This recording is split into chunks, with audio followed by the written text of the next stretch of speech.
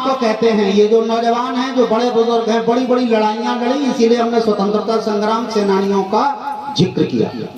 उनके लिए लड़ना आसान था, क्योंकि जिन अंग्रेजों से उन्हें लड़ना था वो गोरे थे, दूर से पहचान में आ जाते थे कि ये दुश्मन हैं। लेकिन अब आपको उस तरह के दुशासन कभी कुलदीप सेंगर के रूप में मिलेंगे, कभी ब्रजभूषण शरण सिंह की तरह मिलेंगे, कभी हाथरस की बेटी को जलाते हुए मिलेंगे। और जब एक द्रौपदी के लिए भगवान कृष्ण उस दरबार में गए और चीर उनको इतना लंबा कर दिया कि दुशासन थक गया, तो बोलो कन्हैया के वंशजों, जागोगे कब?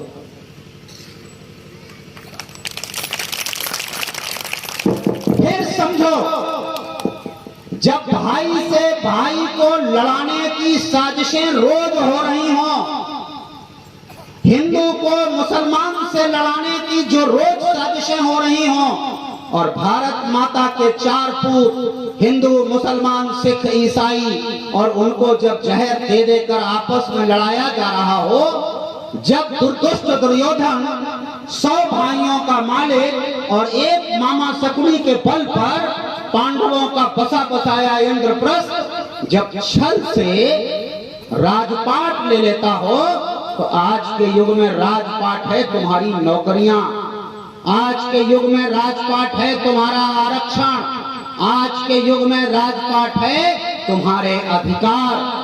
तब अगर इसी कन्नौज में किसी नौजवान को आत्महत्या करनी पड़ती हो, तमाम हजारों नौजवानों को अगर आंदोलन करना पड़ता हो, तो बताओ कन्हैया का महाभारत सजेगा कि नहीं सजेगा?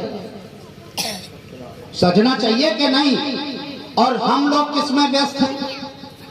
हम लोग झूठे नारों में व्यस्त हैं, अपने घरों में। अब बताओ ये क्या है? पूरे 7 दिन मान्यवर आप भागवत कहिए, आपको प्रणाम इसलिए करता हूं कि इस गद्दी से भी सत्ता का जो आपने स्थानांतरण किया है, वरना हमने नहीं देखी कि हिरगढ़िया लोधी काछी कहूं बैठ के भागवतों कहले वेद व्यास की गद्दी पे, ये इन्होंने ताली बजाओ, इन्होंने गद्दी पे सत्ता जमाई, और दूसरी ताली उस नेता के लिए बजाओ जिनको मुलायम सिंह यादव कहते हैं, जिन्हें कांसीराम कहते हैं, जिन्होंने दलितों और पिछड़ों की लड़ाई लड़ी और उत्तर प्रदेश की बड़ी सत्ता और हिंदुस्तान के रक्षा मंत्री का पद संभाला। अब हमें कोई शर्म इसलिए नहीं है कि भगवत गद्दी पे भी मैं अगर इस तरह की बात कर रहा हूं, उसकी सिर्फ 2 वजहें हैं कि जो छिछोरे तुम्हारी नौकरियों पे जवाब नहीं देना चाहते, भारत माता की गरीबी को तुम्हारे सामने नहीं आने देना चाहते, और हर बीमारी में राम के पीछे छुपने का ढोंग करते हैं, तो मैं जिम्मेदारी से कन्हैया के आगे खड़ा होकर के महाभारत की ललकार लगाना चाहता हूं। क्योंकि आप वक्त समझिए, और यहाँ बड़े बुजुर्ग बैठे हैं, आप समझिए कि राजनीति का धर्म होता है, और जब धर्म पे राजनीति होने लगे तो समझ लो तुम्हारा देश संकट में है, तुम्हारे बेटे संकट में है, तुम्हारी बेटियां संकट में है। विश्वास करो और महसूस करो कि जब धर्म है और धर्म में अगर राजनीति घुस जाए तो बुरी बात है। हर राजनीति का अपना धर्म होता है। जो सुचिता के राह पे चलते हैं, जो सत्य की राह पर चलते हैं, जो कृष्ण ने राम ने राम राज्य का मार्ग बताया, आप उसे छोड़ के, और ऐसे ऐसे लोग हैं जो राम के पीछे छुपना चाहते हैं, अपने कुकर्मों को छुपाने के लिए उनके पास दूसरा कोई मार्ग नहीं है। कभी राम के पीछे छुपेंगे, कभी मथुरा चले जाएंगे, कभी काशी में छुपेंगे, और जबकि जवाब उन्हें क्या देना है? तुम अगर राम की बात करते हो तो सच सच यहाँ बताओ, सब लोग बैठे हो, और ईमानदारी से अम्मा आप बताना, एक सीता माता को रावण ले गया तो बताओ लंका नाश हुई कि नहीं हुई?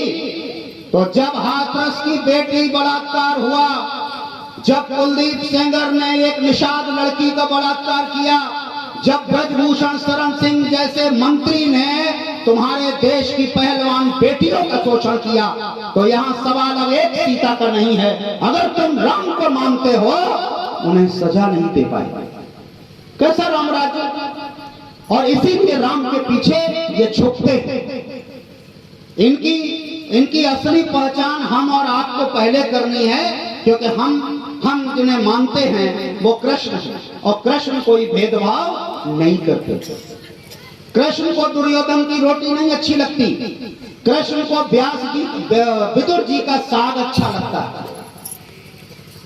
परीक्षित जी, एक हफ्ता में कथा सिपाही हो चाहे ना सिपाही हो, अब घरों में वही लोग बैठेंगे, चाहे वो बहन हो, चाहे बेटी हो, चाहे बेटा हो, जिसको सच में लगता हो तय कर लो।